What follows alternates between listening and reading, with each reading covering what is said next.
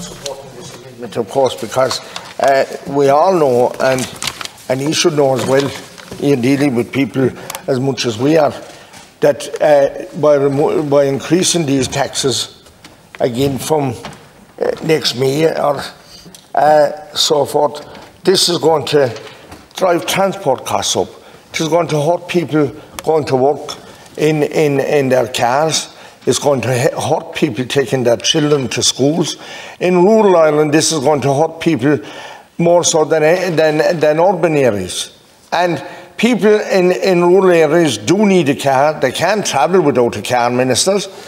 And we had the Minister for Transport and the Environment there today saying that he was proud that they were spending so much money on footpaths and cycleways, but like I said, people that are travelling long distances to work, a bicycle is no good to them, and if they're supposed to walk, they'll have to leave the day before if they're going to be at work tomorrow, because there's savage distances involved. And we have many people working in Cork City, travelling the roads morning, noon and night, and people taking the sick people to hospital in Cork and Tralee and different places, and just all travelling who can manage without a car, and then take the commercial transport industry.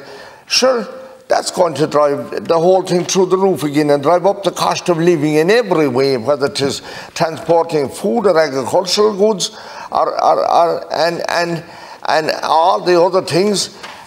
You're certainly going to drive up the cost of living further, and I can't understand why you're insisting on this, especially when the base product is so expensive.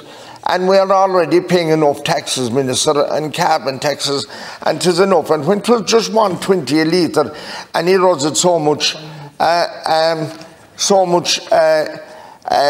then there was no need of the carbon tax. People have to use the car for as long as they can, and they can manage without it. And we gave you ideas there about LPG gas and biofuels. You don't want to entertain that.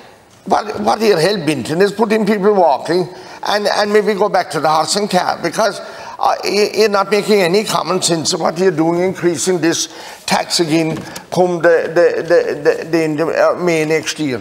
Totally and absolutely out of order.